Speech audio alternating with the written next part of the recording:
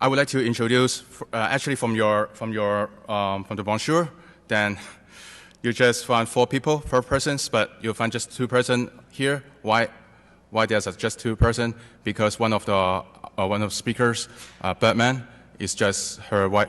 His wife is just got a baby, and also another speaker, PK, simply his girlfriend is just back to Taiwan. So both of them is the reason cannot come here is because of women. So it's a very happy moment, right? So anyway, this time I and Benson will take over 2 hours. But you know, we cannot spend 2 hours because we are not the style reading the slides. If we go for some kind of reading slides, just we will not be on the stage. So we have some kind of demonstration, okay, and also some tools for you to play with, okay, and some case studies for you to take a look, okay. Maybe let's start. First of all, I'm Anthony. Here's Benson Wu.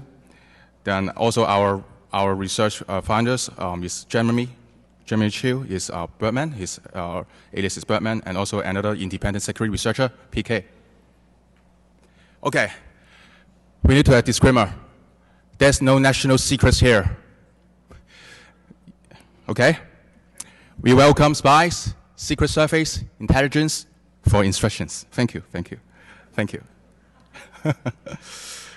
No any Taiwanese spy or Chinese spy, Russian spy, no? Raise your hand, no? I'll give you a cake, okay? A pony, okay? Okay, there's a cake for you then. Okay, thank you very much, thank you. Advertisement time. It's always, you got a movie, you have advertisement, right? Okay, I need to advertise Truth Group members. Actually, it's a Taiwanese very famous security and hacking groups. It starts from 2004 and focus on security and hacking studies. And he's just the sponsor or just the supporting organization this year for Black Hat USA 2011. And also, he has 2 speakers speaking 2 days ago on about exploitation on the malicious document. Also, there's another conference is a Hack in Taiwan conference. Then it's the largest scale of the hacking conference in Taiwan. Actually talks, war game, and food. Come on, come here, right? Even I'm come from Hong Kong, man. But it's good. I went there for 2 times, but the atmosphere, professionalism, everything is good, and got some kind of English interpretation.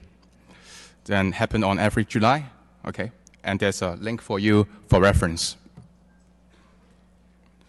I founded the group since 2009. Actually, I founded this group because I'm inspired by DEFCON.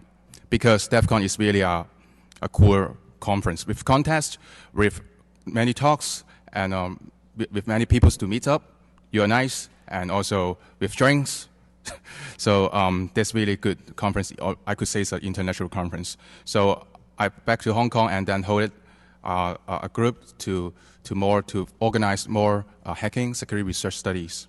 And we have just published some papers like the Facebook forensics and kinds of web app security feng shui for Macau and Hong Kong. You know feng shui? Do you know feng shui? Okay, no feng shui? Or put a stone in the door, something like you make you wealthy, something like that. Okay, don't trust it, I don't know. And also there's case studies about I investigate into a case about the lost the money for the bank children. The title is $1 Million Lost in a Minute. So just feel free to visit our sites then.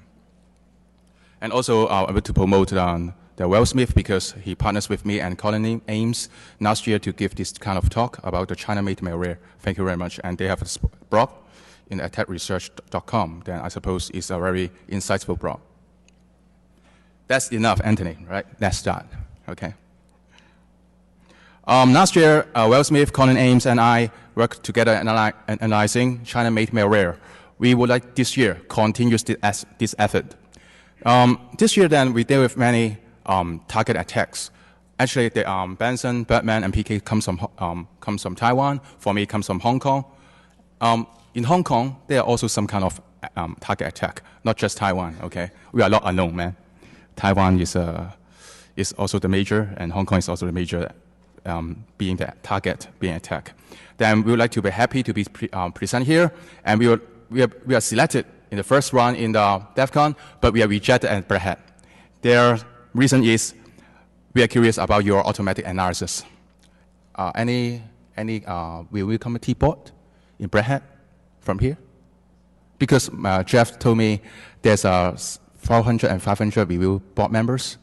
Okay, I give the kick to him. Okay, just a lazy kick. And reference talk is TT and also Lenniker present 2 days ago about weapons of target attack, modern document exploit techniques, and also the next session is Marud about leaky PDF. So it is more than just like a collection. So I would like you have kinds of put it all together to different focus. Okay. Oh, introduce myself. Myself, you call me Anthony, or you call me Dark because just kinds of handle. And works on code audit, penetration test, crime investigation, and being consultant, anything, and teaching like in the Polytechnic University in Hong Kong, and spoken in last year, and being guest instructor in the technical exploitation in the Red Hat USA course.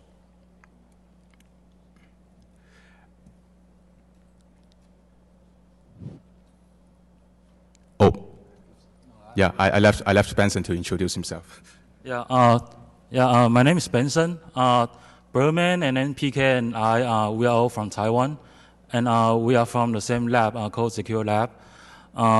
Well, the truth that they couldn't come actually is because it's really expensive to come over to Las Vegas. It costs us like more than $2,000 just for the air flight. Well, we can only afford one of us to come over, and we study a lot about APT since starting this year. Before that, we actually do a lot of commercial products, but then we feel that APT is so serious that we want to really focus on APT starting this year. Beginning this year, you will see more and more stuff that we will develop, and then we would like to share with the community. So the tool that we cannot disclose here is freely available online, and then if you guys receive any sample that you think that is from the APT group, then you can just scan online. It's totally free. I also would like to mention that I'm from an academic background, and even though I have some diploma before, but that doesn't stop me from being hacked. I remember that when I was in the university doing my master, and my friends in the National Security Agency told me that, hey, Benson, I found one of your computer in the enemy's CNC servers. And I was really surprised because I thought that I can protect my machine well. So that actually taught me a lesson that diploma doesn't give you anything when it's on the cyber warfare. So I really feel that, well, you have to equip yourself with some hands-on when it's about cyber warfare. That's why later on we end up doing a lot of commercial products and then a lot of research on these kind of stuffs, rather than simply publishing papers. Okay. Thank you, Benson. Actually, he has not introduced himself, just academic background, okay.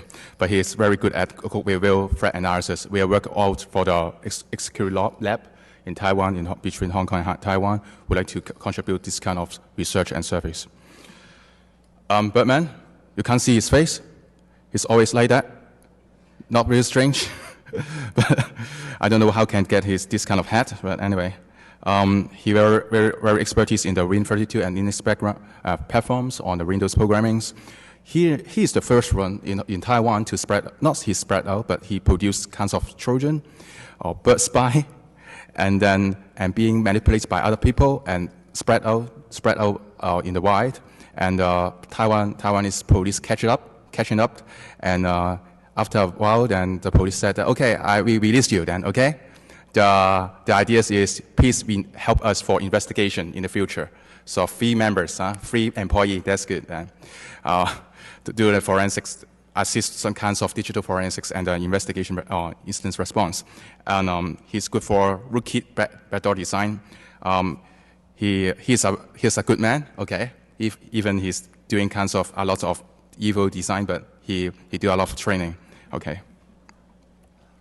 PK, and he's from law enforcement, and also he's the independent security researchers. He's also good at system programming, Windows programming, forensics, and he has done develop a software called MPA scan. MPA is kind of a police force in Taiwan, so it could be downloadable in the Taiwan police website.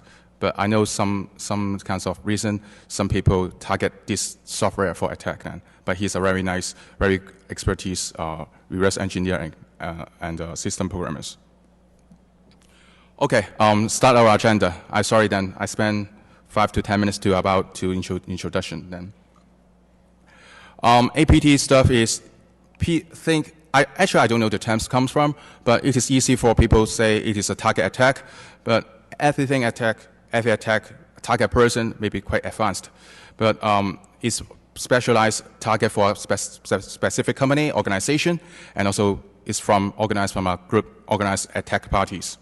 Other than providing the case studies, I would like to present and analyze the APT from malicious email documents throughout our automatic analysis. Okay, and later on, Benson will present about the DNA clustering of different APT task force. For example, you have some bad trial society like 14K, different K, okay, different trial society parties. Then it is the same ideas of this different APT task force here. We have observed there are 3 major types of the target attack email. For example, the phishing mails. You get a username, ID, and password, and also when you could get an email with some malicious script when you open some emails, maybe execute some malicious script, or even some documents, and then you deploy the malware and become a botnet and contact the CNC server for further compromise. This is what we have observed. The table is damn small here, but anyway, but we have got a difference here. This pen is very powerful, okay? You can hear, right? Right. This was there's this column, okay? APT botnet activities. This column is traditional botnet activities.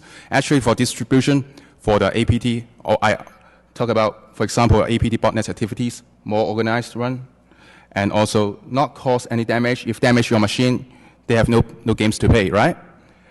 And they, of course, target for a specific group and also for a particular company. And the effective duration of the attack group is very long. It's very long, for long duration. And the frequency, many times, because they would like to launch it from different perspective, maybe the same dropper, but in different email formats. Their reference is more than 0 days, and some dropping the embedded malware. And finally, the detection rate in the antivirus software is less than 10%.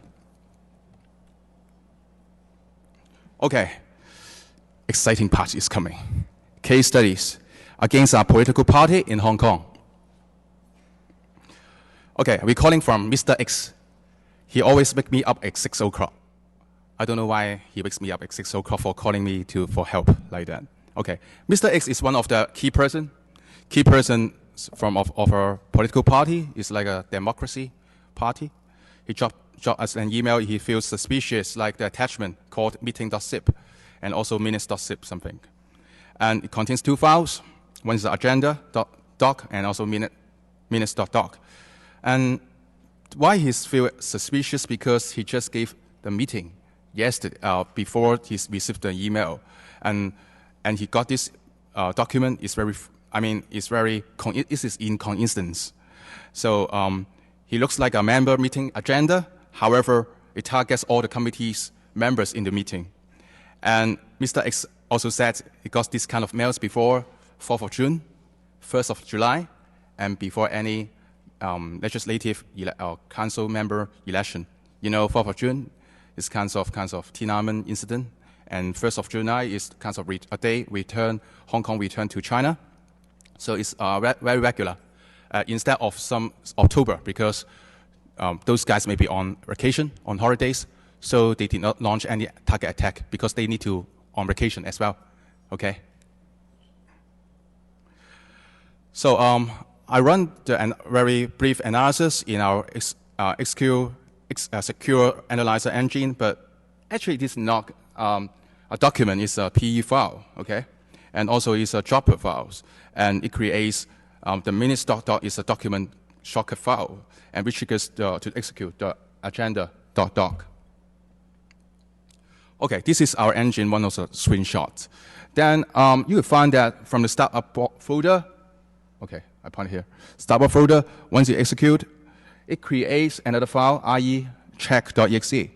And then afterwards, it generates the code, generates the DLL, MSVCR. It looks like very legitimate DLL files, but it isn't, right? And inject into the explorer.exe for kinds of ingestion, DLL ingestion. Then it collects network different CNC servers here. So let me show you.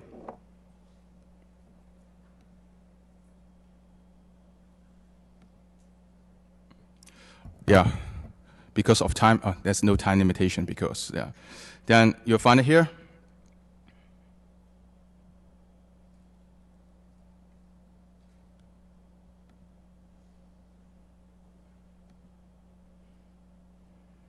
This is our agenda doc, okay?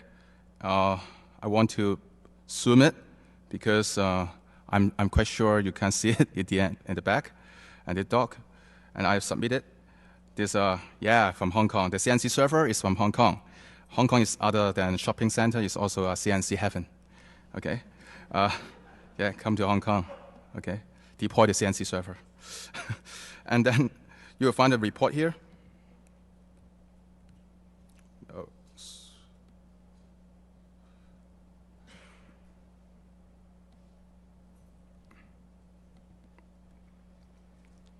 Okay?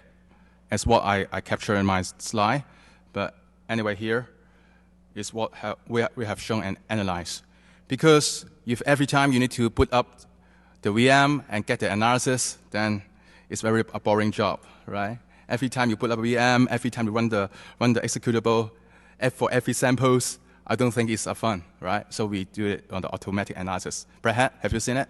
Yeah, thank you. But it's not our core dish or main dishes, okay? But just like that. What? How long? How long? Maybe just 30 seconds to 1 minute. It's not bad then. Then go for a couple noodles, then back, then the results comes out. Okay, back to the slide. Well, here is quite very silent. Yesterday, in my hotel room, there's a lot of rock music underground, and the woman shouts, man shouts, wow, over the night, then it's amazing. I don't, yeah, shouts from the other rooms. I can't sleep actually. So analyze our analysis, the CNC location. You find it from Hong Kong, and the post is 8080. Actually, the case is still alive. The CNC server is still here. So I'm not announcing here because we are writing a paper. Then we'll submit to the forensics and some conference and malware conference. Then before the law enforcement just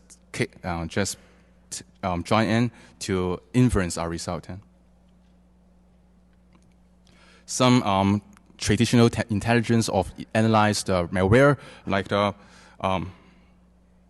use the capture bat, what files is create, what files is delete, right? And also like what kind, yeah, it supports what I've told you about our analyzer, what files is added by the system after the malware executed, and you prove it. And also like IPsec step.dat is added to the explorer.exe to kinds of encryption for the IPsec channel to back to the CNC servers. Okay, some files added. I don't go through it but I would like to see that like that they simply generated the MSVCR, but the file is not like that. It should be MSCVR, right? If the file is legitimate and is approved by the Microsoft, is signed by Microsoft, the name is quite confusing, and different files are added here. So afterwards, the agenda.doc is deleted. We have got some analysis. Okay, he targets QQ. Anyone have QQ? Anyone have QQ? Anyone? No one? I would like to give up the cake. Oh, no QQ, okay. But if you go to China, if you need to make friends in China, you need a QQ, okay? The first thing is like the ICQ, like the instant messenger, you need a QQ. And QQ can do anything, including to remote control software, okay? They have some capability to control remote software computer, and also it could also to capture some screens or send message, send file, yeah. And many children writers focus and take the advantage of the function of the QQ. And also Foxmail. Foxmail is also like here, Foxmail is also like a China prevalent mail service. Of course, we have our good friends, Messenger. Yeah, Messenger is also our good friends to the attack target. So also then, it proves it injected to the Explorer.exe. Not a surprise, but I would like to see. DLL, you know this Chinese word. It's kind of DLL, injection failure. It's written in Chinese. That's good. They make the programmers give the comment. Give a comment to say the DLL injection failed in Chinese. I like it. I like the comments. Well documentation. And also, as you say, you find it. I got, right here is the Explorer.exe, but besides, there's his brother, SVC host. Why? When I analyze the sample, I can't find any injection to the SVC host. I will tell you later. Okay, the agenda.doc is nothing special. It's just a dropper. Okay, create an IE, iCheck.exe, copy the files, ws2 help.pnf to the application data folder, change the less.exe, and generate the msvcr.dll, malicious DLL, and inject to the explorer.exe. And there's a create mutex. It's very strange, you know. They will create mutex, but it's common for a software to create different thread when running the programs. And of course, some traditional checking, like check whether they have a Kaspersky or have any log32. I don't want to show here, but target the QQ, MSN, Sina, Foxmail, and Hotmail. And also, they use XOR encoding only. They don't use very complicated encoding or encryption scheme, because if you do some very complicated encoding scheme, it will be detected, most likely detected by the IPS or some detection by the IPS or network detection monitoring. Let me check. It's here, but you know, it's quite difficult. You know, I'm here, the screen is there, but it comes to point here. But anyway, show it like to wait. Oh, sorry.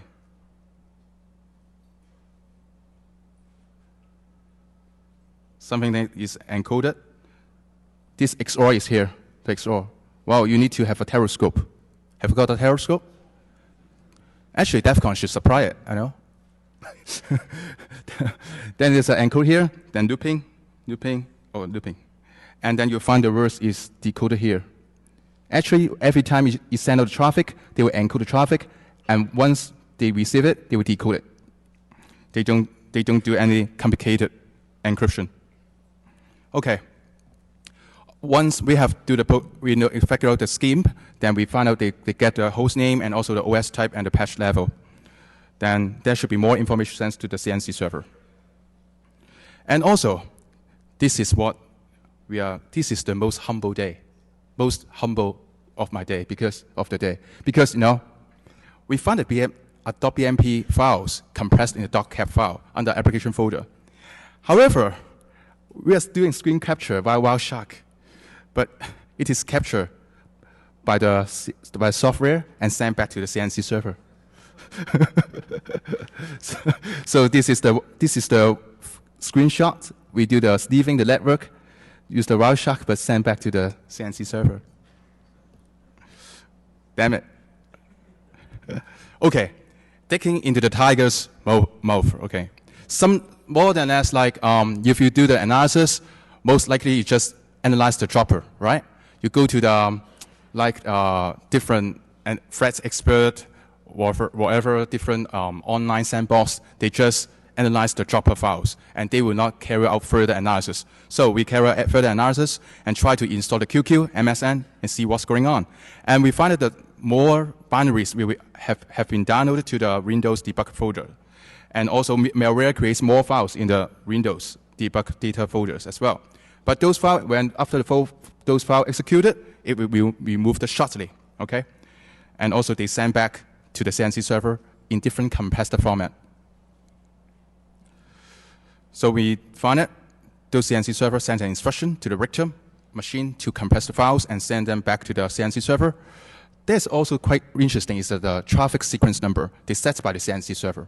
If you have been infected before, if you would like to try it out, to analyze, then the binaries will not be downloaded again. But it is not a surprise, but they have the sequence number to control. So we need to change the registry to blank out that sequence number. It's set in the registry. So it is quite tricky. And also they have put those files in the cap compressed file, but they put the .dll files, different DLL files, and compressed in cap files. However, after we decompress the cap file, we got different SAM system information from the Richter machines from those DLL files. Okay, let's see like that. We find this.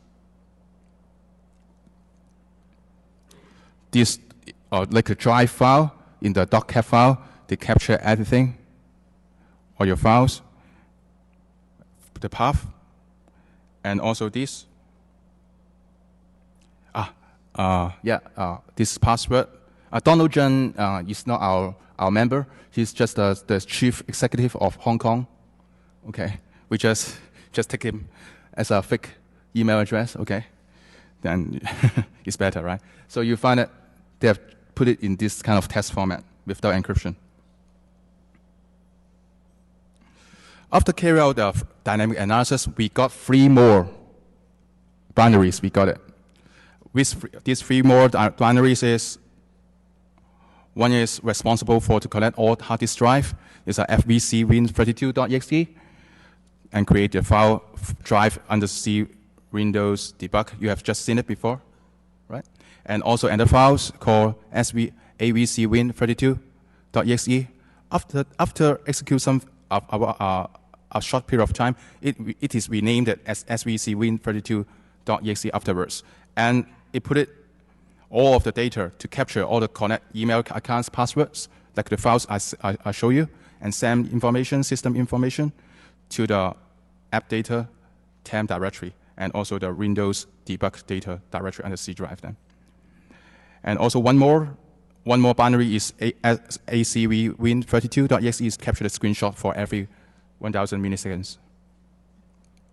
The injected MS, actually it should be vcr.dll, keeps on monitoring the C drive Windows directory, this debug directory. If there's any files there, they will send it out. So this is the summary. This is summary then. Actually, it targets the political party in Hong Kong, and the CNC server is in Hong Kong. But this China-made APT is, I could claim, this case is long-advanced persistent threat. Why? Not very advanced, because it contains some old baked routines. Win95, Win98, the programmer simply just add the new features. Maybe the boss asks him, okay, add one more features for Windows 7, okay, add one more routines. The old routines just left behind, just left aside, okay? And also there's the dropper is the same to another sample. I've got a .chm sample, and then the dropper is the same. Oh, I forget to show you something like in my, here. It's my first time, not first time, it's very rare to open the IDA in Mac. And also I have not renewed the license. Yeah, expired. But anyway, then simply you always use IDA in the Windows environment. This DLL is dump the mscvr.dll. Then we could find it.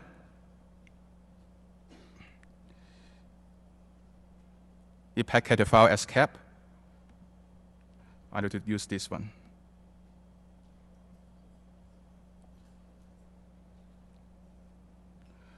Put it at the cap file.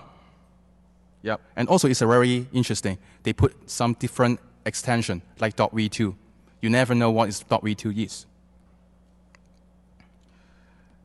Another interesting stuff is the, not cap screen, but connect password.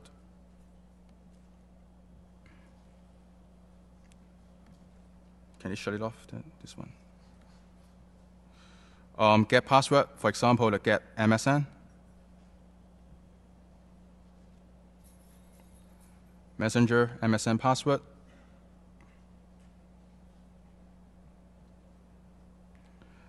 Also for Outlook password. Yeah, they're quite good for collecting different passwords from different software. So if you want to jump from APT, simply try to use this one, this software. But you can't do that, right? And yep, to do the password. And also, let me check some very interesting. Yep, this is called a password. And one more is the cap screen. I need to show it because it used some old damn screen capture routine in the Visual Basic. So that's the reason why I say this is not really advanced.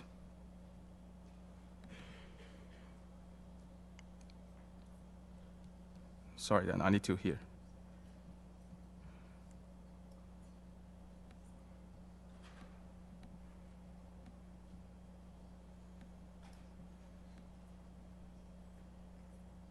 Yep, let's see. Here, right? Create DC is, I think it's traditional, but it's very old. Some kinds of capture the screen or write the bitmap stuff. It's already very old. Okay.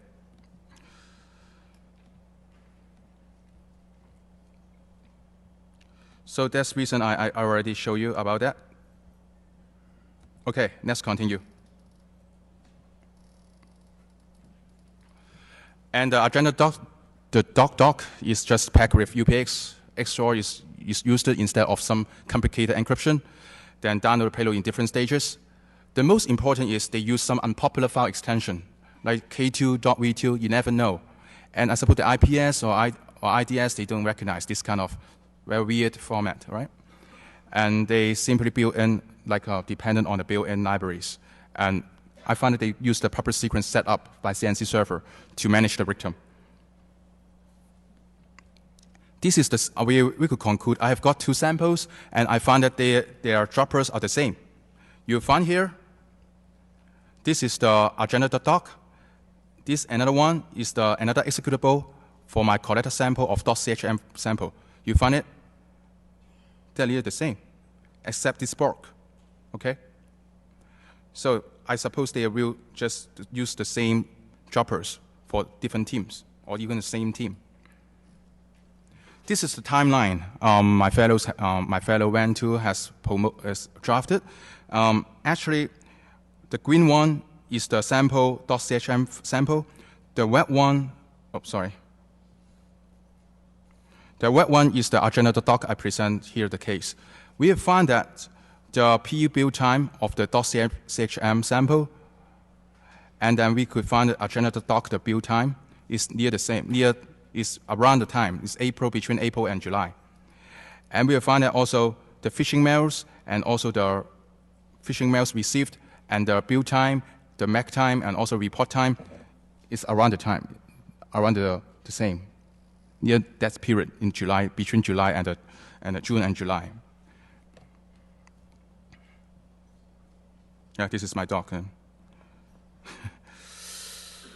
So we think this is from the same dropper, same generator, and also MuTest name is also good, useful to identify the APT sample or version.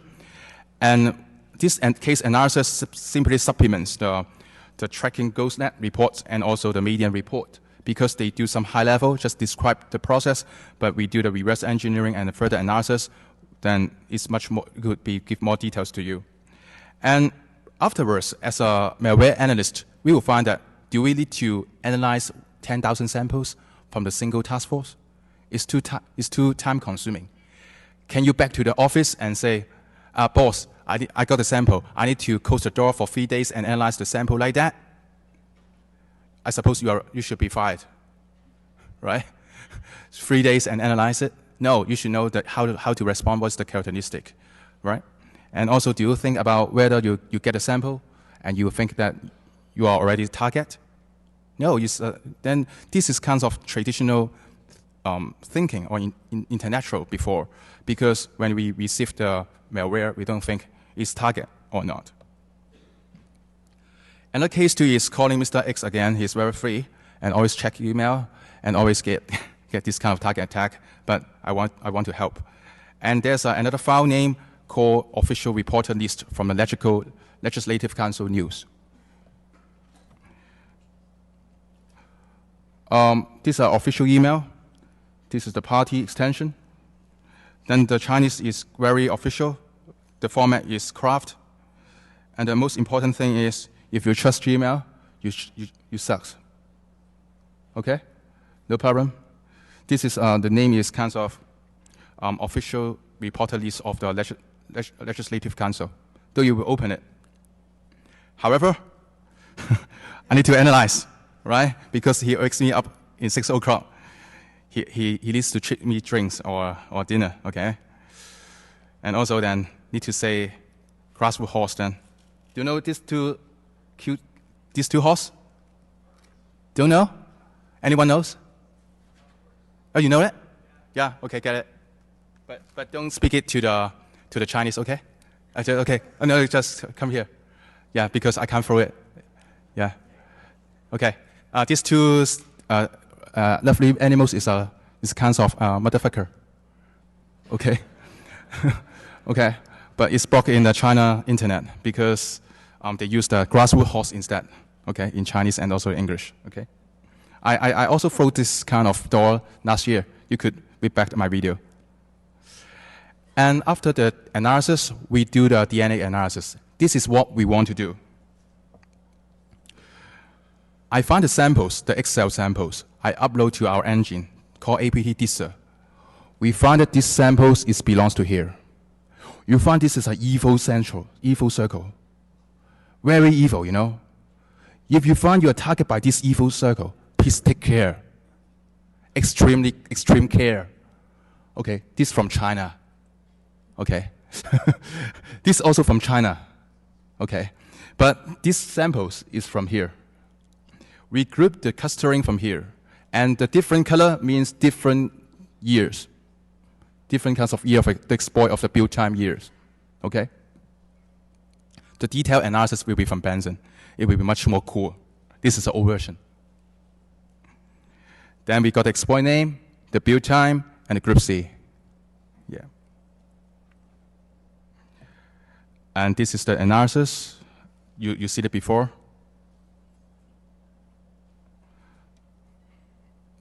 I don't want to take over it. This is about the group.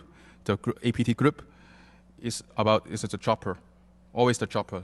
Analyze the dropper first. And then inject the DLL. Inject the DLL to the, inject the exe to the, inject the DLL to the exe, iSpore.exe. And this is the location of the CNC servers. 28.5% CNC server are located in China for this sample, for this group. And in Hong Kong, as I said, I always support Hong Kong as a CNC center in the Asia. So they got 28.57%. Okay. In Canada, it's not bad. They are on the third place.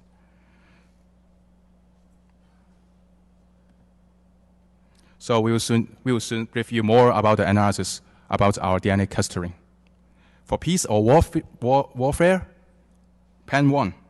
For peace, I would like to put in thousands of ponds images as a cap file and put a debug folder and show my sincere, nice, peaceful mind to the CNC writer or the secrets on the right task force leader. You know, I'm very nice man. Okay. To enjoy the pawns and find me fanny. This is what's most important thing. Fights back.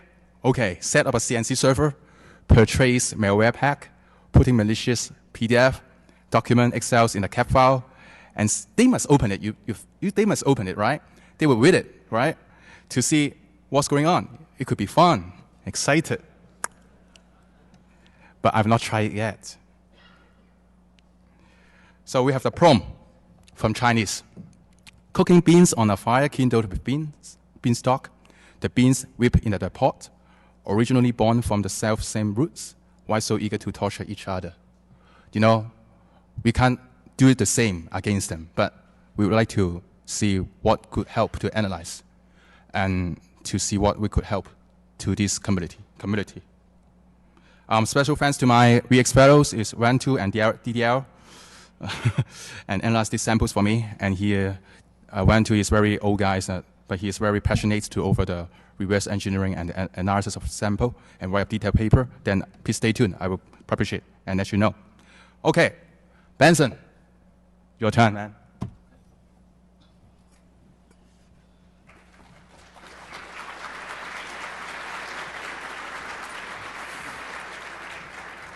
I prefer to use here. Yeah. I'm sorry then. I just leave out without take care about it.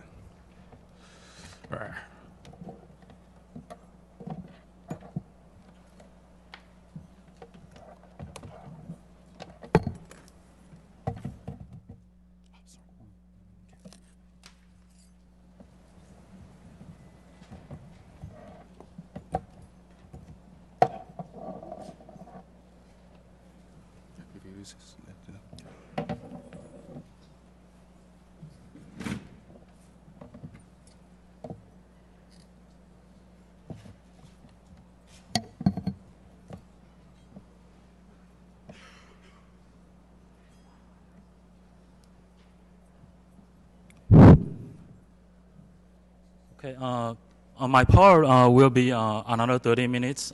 As you can see, Anthony his personality is so aggressive, and I'm kind of the opposite. That's why when we work as a team, it's so fun to work together. Most of the time, Anthony enjoy doing a lot of manual analysis over these malwares, and actually in Taiwan, lots of researchers, we have been receiving tons of malwares every day. And then we do a lot of these manual work on daily basis. But this is really time consuming. As you can see, malwares are now in mass productions. So if you are doing this manually, then you are definitely falling behind. So this is why we really want to come up with automatic systems so that we can easily classify whether this is made by automatic tools or is actually made by human beings, APT groups. They are only being used once only and then throw it away. They will never show up again. If that's the case, then how we can go beyond these situations and then try to understand who are behind these samples. So we want to automate all these processes rather than doing this manually. And you guys might recall this slogan. Well, this is not ghost in the browser.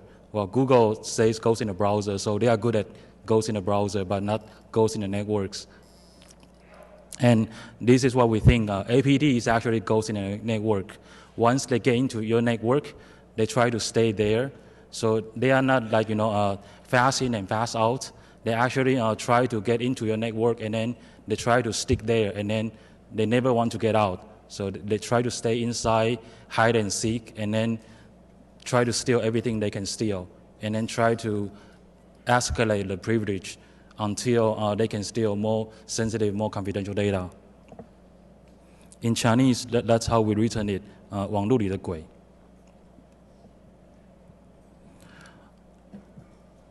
The term was first defined by the U.S.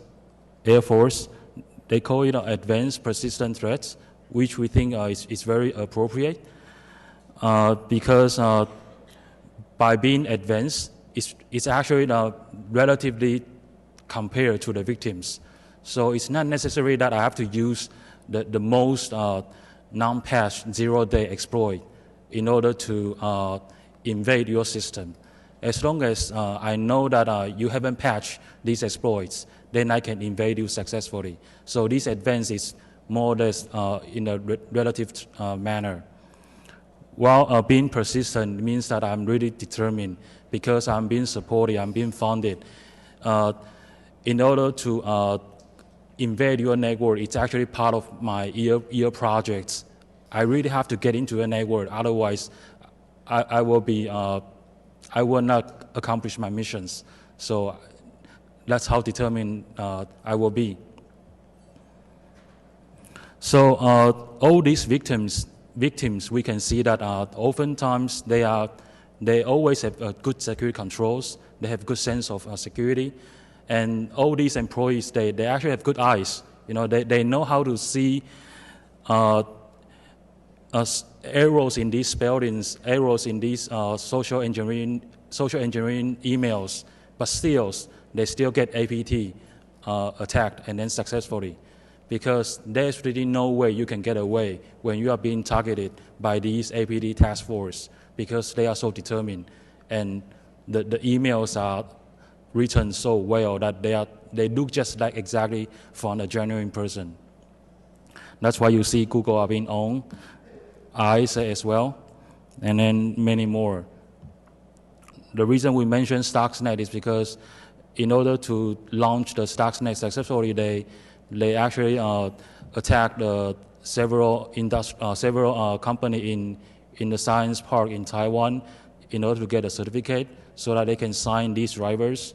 And then once they get these drivers, they sign these malware so that when people get attacked, the Windows will not alert when they install these malwares. And also Commodores, they invade Commodores to get all these certificates. So later on, when we actually get these APT emails, a lot of these APT emails are being digital signed and also verified by Commodores. So well, for these companies, we never want to be, they never want to be the headlines in these kind of situations.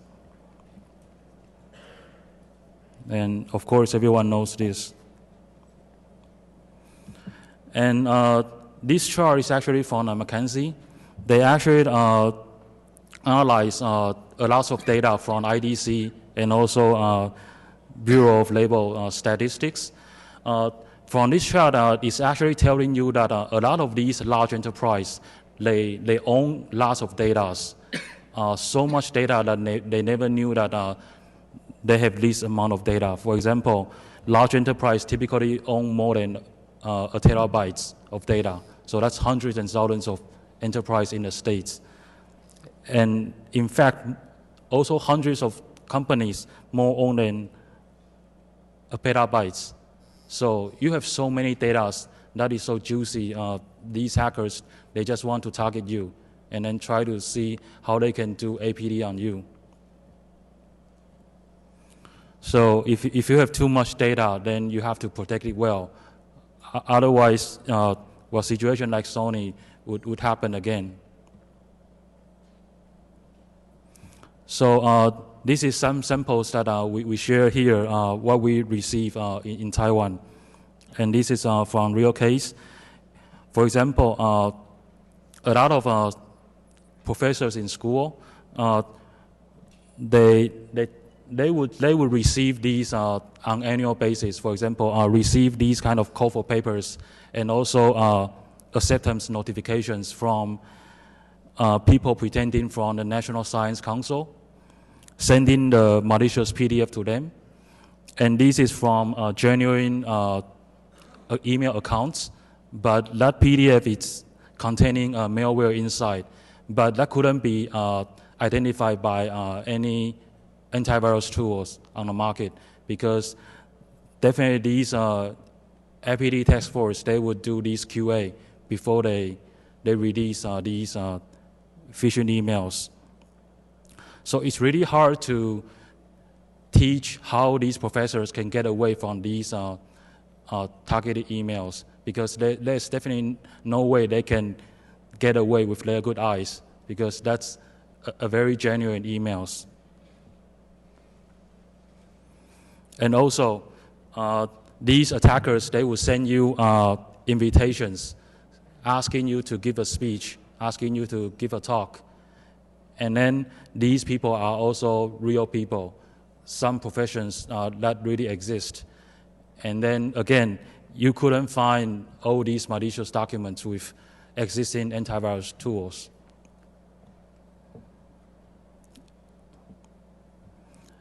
And these are the statistics numbers that we are receiving on daily basis in Taiwan. Roughly 20,000 suspicious emails are sent to gov.tw on per day basis. And then out of these, every month, about 4,000 to 500 are APT emails. And these are couldn't been identified by any antivirus on the market. So we can say that every month we can collect this amount of samples. So this is our research motivations. In the past, we see that these APT incidents happen again and again. This really implies that we need a better security controls, because this is out of control. Existing tools doesn't help. That's why incidents happen again and again. So we have to turn the table around. Otherwise, it's always the attacker in the dark and then the victims in the light. And we have no ideas who are attacking us. And then people also saying that APT is the new term, but old problems, and yet inevitable. Then that's really a very ironic situation, because if it's an old problem, then we got to have a way to encounter it. But then it seems so inevitable that we couldn't do anything with it. So we are thinking that actually we have so much security control right now, but none of these are designed to fight against APT issues.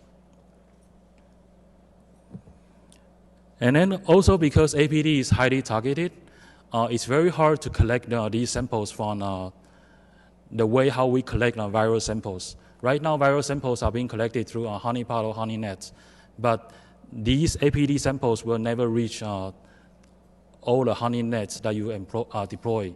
So the only way you get APT is either through intelligence exchange or by really deploying some devices on these classified personnel's email box. Otherwise, you would never get these APT samples.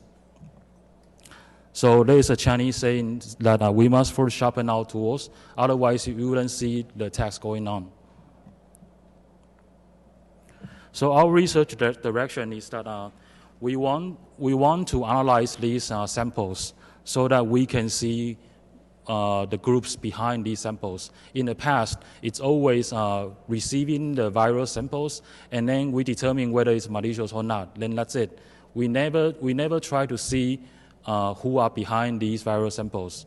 So we stop at determining whether it's malicious or not. And that's really a pity. And then from these APT samples, we also want to see if we can find out what's their plan. So what's the correlation between these samples? And probably we can associate all these APT samples, seeing that, oh, they are actually all targeting at this particular group. So we can probably come up with their year plan on who are they targeting with. And then also from a single one-off attack, we also want to see the trend. Because by seeing the trend, you can see how advanced these APT task force are. You can see what kind of weapons they have been using.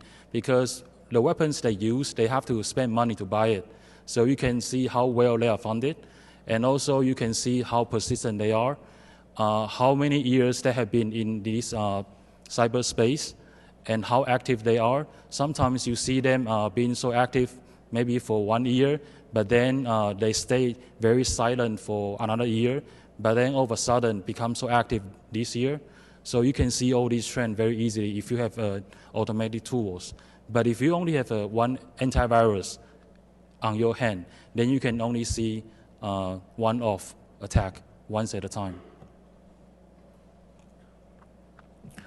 So we try to do digital forensics on all these APT samples. And these are some of the attributes we try to get from these samples.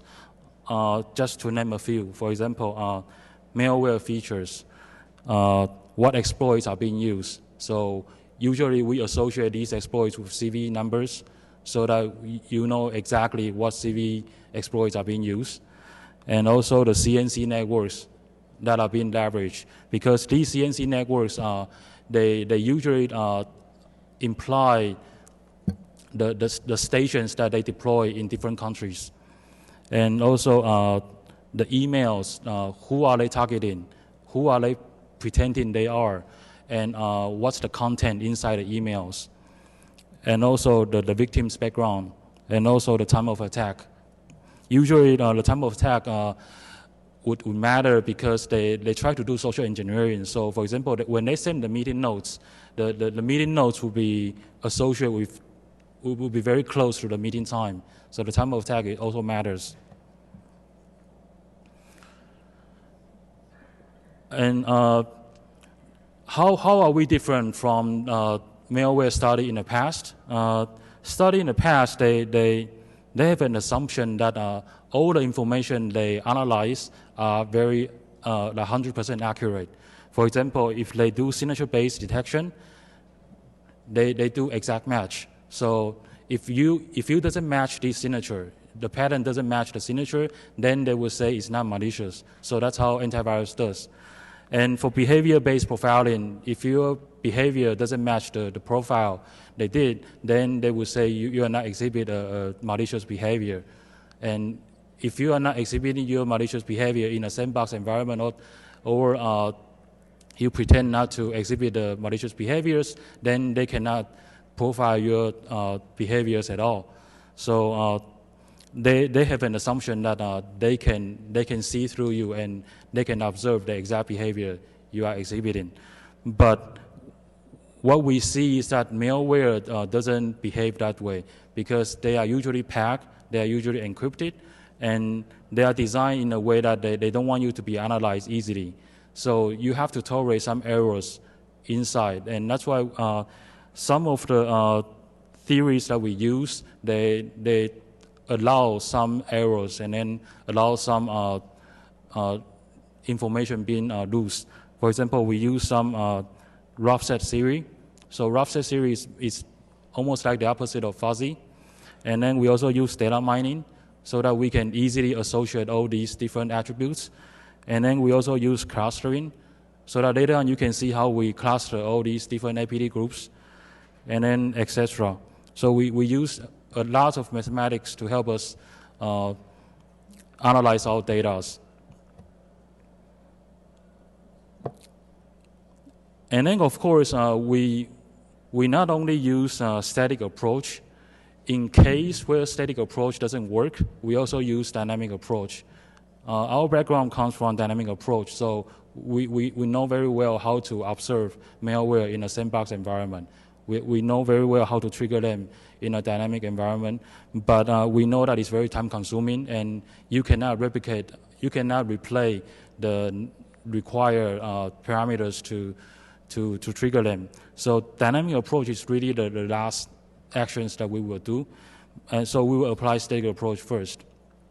So it's a multi-layers of technology that we will apply. And some challenges are for dynamic analysis. For example, they will do encryptions, they will do anti-sandbox, they will do domain functionalities. So they will not exhibit the behavior, they will sleep. They will detect if there's a mouse movements, or they will even try to communicate with the external networks. And if they couldn't communicate with the CNC server, then they will not do anything. So in those cases, you definitely have to do static analysis.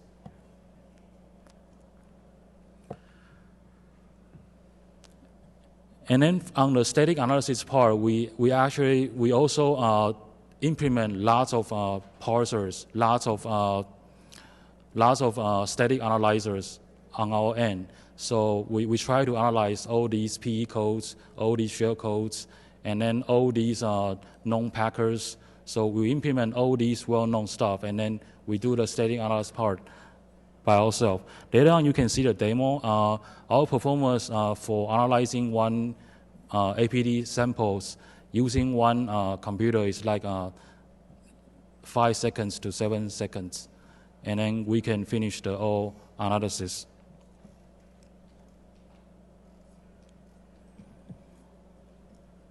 And the middle part is the data we're gonna extract it from these malware sample.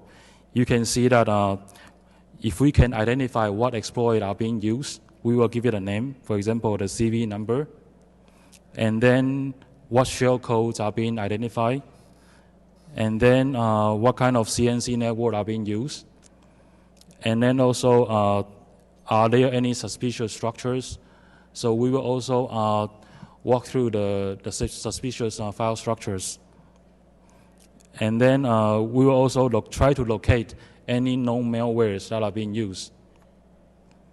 So for example, the PE and also these code snippets.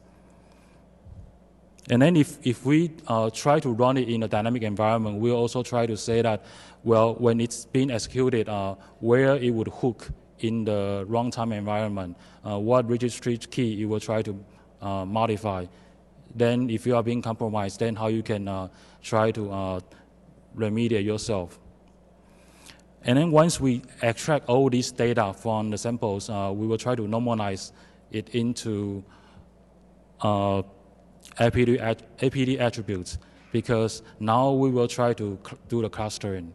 So we will do the normalize first. And then this screenshot is actually to share the beauty of extracting all these stuff from the binaries.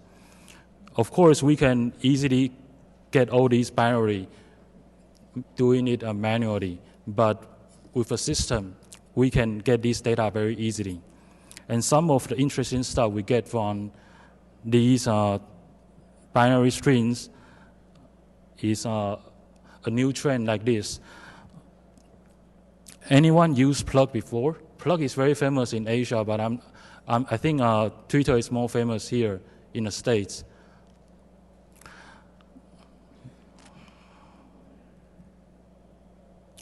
Can you guys make a guess what this person is talking about here?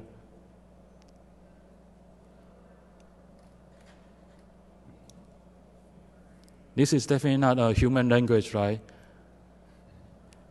Yeah, this one is being encrypted, but we actually found out all these conversations from the APT samples that we analyzed. We noticed that from all these APT samples, they tend to communicate with the plug. So if it's in the US case, they would tend to communicate with tweeters. And then they will communicate with different Twitter accounts, but they speak similar language, a language that we couldn't understand, but a language that they all encrypted with the same key. And if you decrypted the text, you will find out that it's actually a CNC info. So they started not to put the CNC information inside the sample. They put the CNC information on these web applications, websites, so that they can easily get it through port 80s.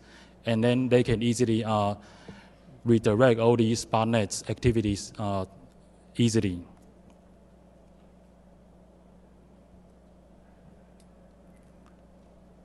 Once we get all these normalized data, we do the clustering. And when we do the clustering, all the mathematic methodology help us, for example, to pick up the important attributes. Before we apply, for example, before we apply rough sets, all these attributes are equal significance. But then after we apply rough sets will tell us that, for example, malware type is more significant than exploit type. And CNC server is even more significant than the other attributes. And what the coefficients should be. So we get a very nice formula for these attributes. And then based on these nice formulas, we come up with a good clustering on these APT task force based on the samples. And then we call that fingerprints for these APT task force. So they distribute so much APT samples to all these victims, but they have no ideas. Actually, they are also disclosing their fingerprints.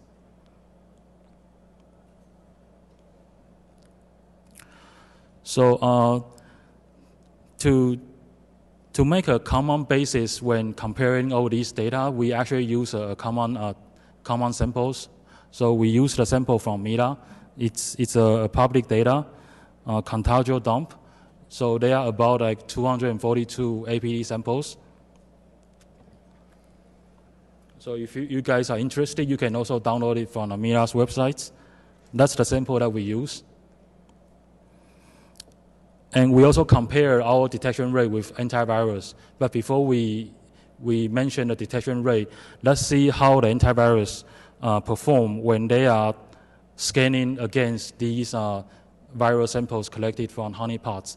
As I mentioned earlier, APT samples will seldom reach these honeypots. These are all made from automatic tools. So as you can see, all these antivirals perform very satisfactory, right? Almost like 100%, 99 point something. And this is from Shadow Server. They update this on a monthly basis. But then when it's applied on APT samples, antivirus really doesn't work well because they never get the signatures easily from these honeypots they deploy. So these samples hardly enter their laboratory. So usually the time when they get the signatures takes much longer than usual. So these data is what we tested 2 weeks ago. As you can see, most of the vendors, they fail to qualify more than 60%.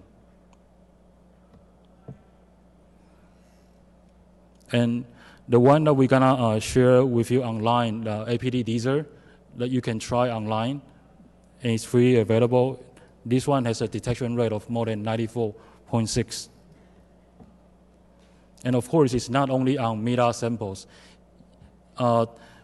Once we announced this, so many people began to upload their APT samples as well, and you can see the graph becomes bigger and bigger.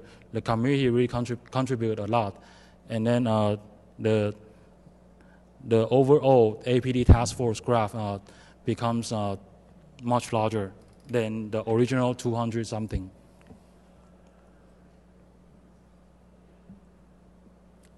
So this is the clustering results.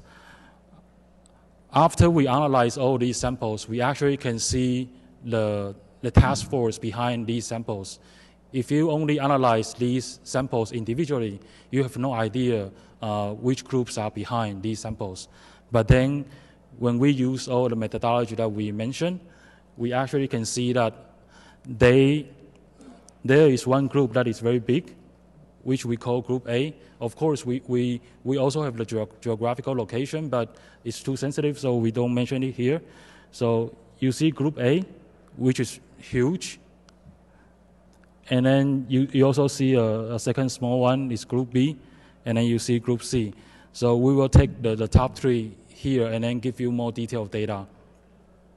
And the different color here means that when these APT emails or these APT samples are being collected or hit the victims.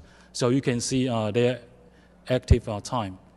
For example, you look at the Group A, you see that most of their active time is last year, 2010. And then for this year, they only have a few.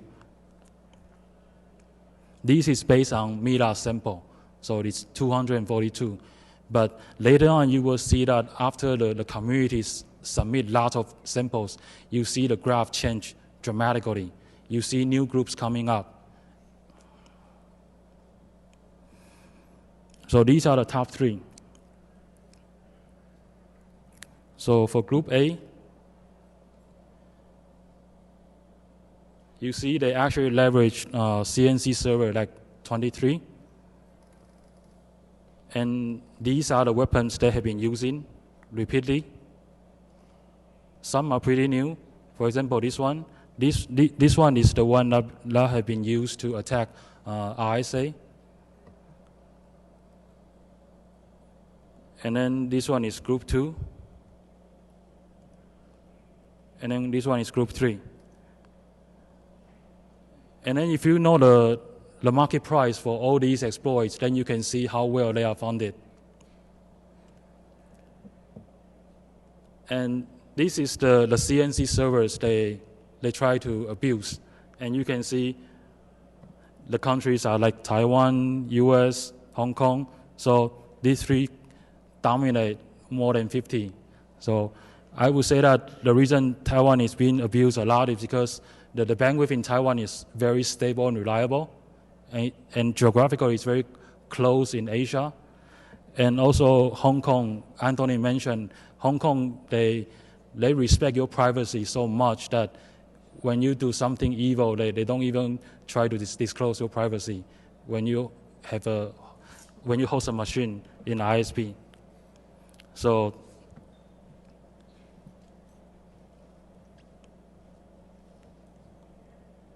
and then more than that is you can also see the attack graph for every malware that being used. So you can see what happened when you double click the attachment. And you can also see what happened when you got infected.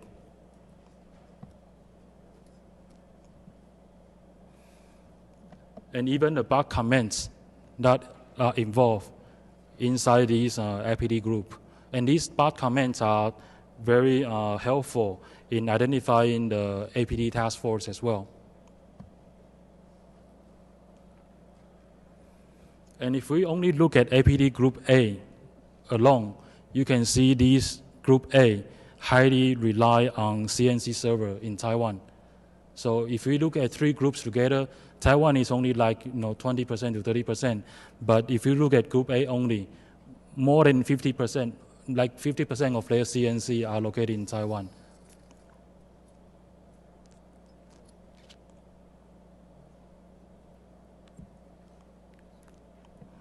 And this one is interesting. This one is Group E. And this one, we also identify it's actually from, it's from Korea. The reason that we can identify this is from the language they actually compile it with. And then the interesting part is that all the samples that we receive from these are being signed by Komodo certificate.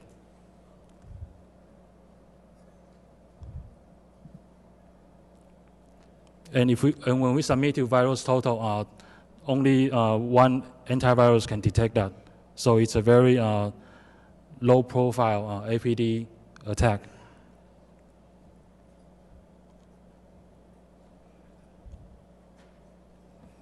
So later on, I will do a demo of the system so that you can have a feel what you can expect when you do it online, and also something that we are still working on.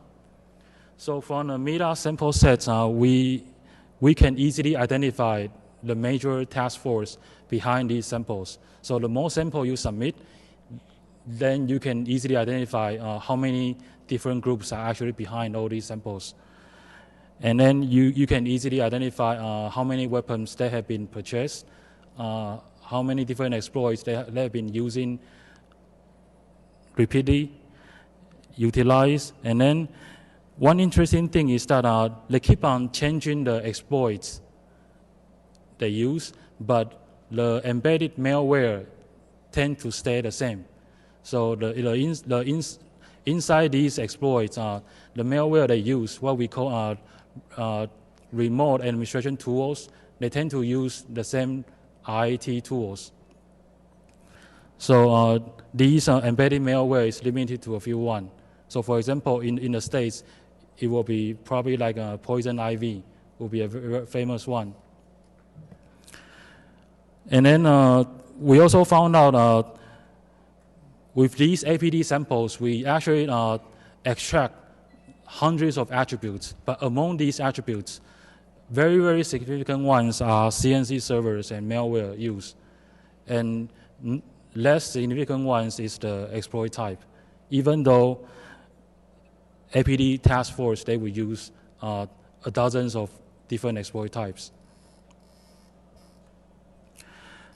And if we look at the language used in these APT samples, one thing that we can say is like 1/4 of the samples are from China, and then some samples is from Korea, and then we also have samples from Russia and France. And then if you look at what CNC servers are being abused, the top one will be Taiwan, US, and then Hong Kong.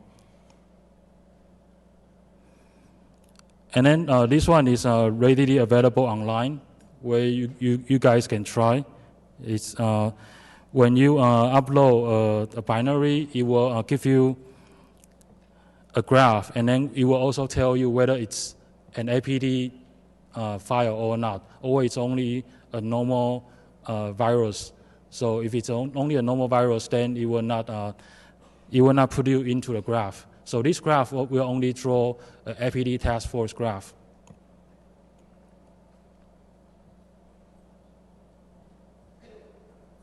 And in this case, you see that gradually we see more and more APT emails are being signed by Commodore certificate.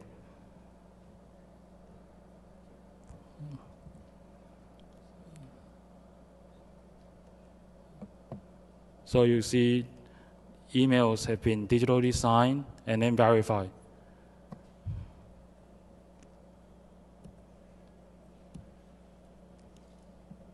And then this is from a very new group. Previously, we mentioned that green color indicates it's this year. So this group starts being very active from this year. And they don't exist in META sample. They just show up after the communities start to submit their APT samples.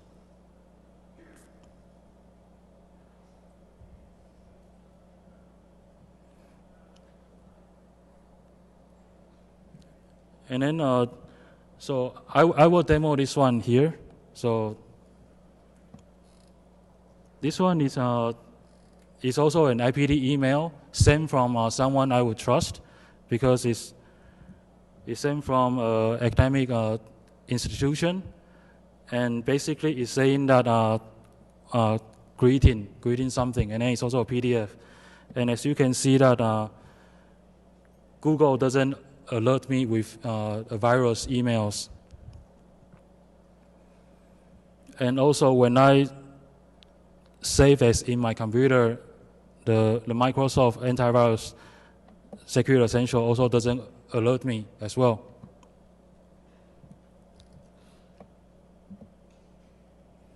But then this is the APT teaser that you guys can try.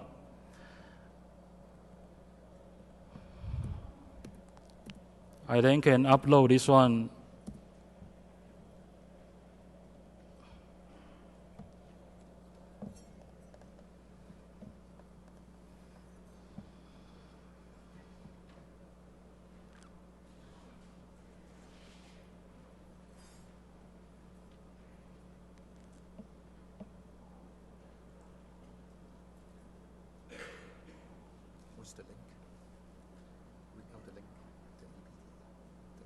Okay, it says that your sample is of APT grade, so it's a good quality. It means that it's not a normal viral sample.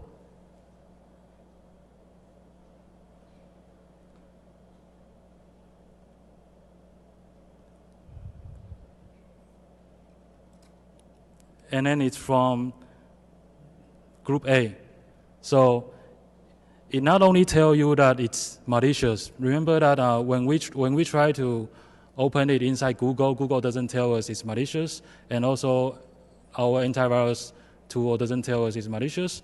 So these three tools, first it tells us it's malicious, and it also tells us that we are being targeted by the biggest APT task force.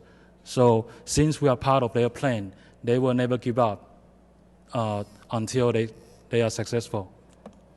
And as you can see, this graph is much, much bigger compared to my previous slides, because the more the community contribute, the bigger the graph will be.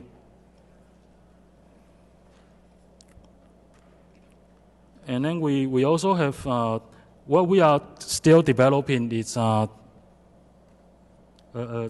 we try to put this together with like a dashboard, so that you can see a more holistic view to see the trend. And then we also try to associate it with Google Map, which is very fun.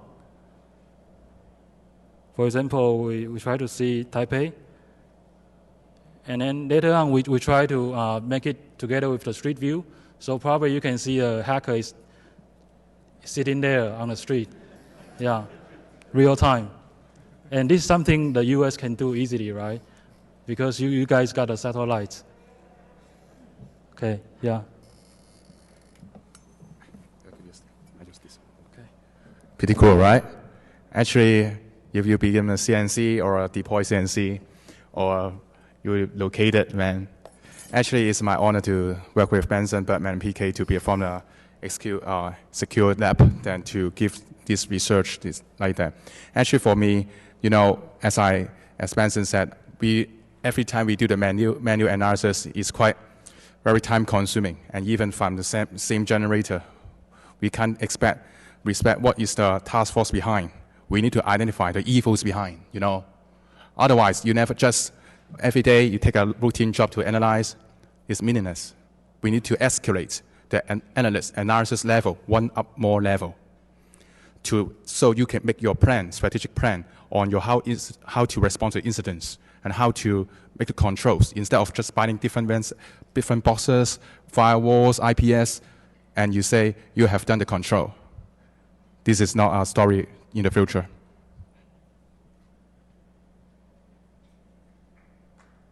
Oh, not yet, actually. Actually, I simply get how to get a PowerPoint. Yeah, I have not used the Windows environment for many years. Oh, final words then. Actually, we could reach us at www.secure-lab.com, and we keep collecting samples and enhance the capability to analyze and observe APT DNA family in more accurate manner. This is what we want to do. And deep technical analysis of our sample is still needed, right? But it's helpful for DNA footprint analysis. It's an incremental efforts we wanted to make, and we would like to publish we will publish our follow-up message at DEFCON Speaker Corner, and together we make the homeland secured. And also special thanks to our members, and also like Benson, PK, and also Bertman and other fellows in Secure Lab teams, and SHUP groups members, and UXRL members, and our family and fellows. This is our email address, and also our blog. And one more thing is, perhaps we will board members. Are you convinced yet? Thank you.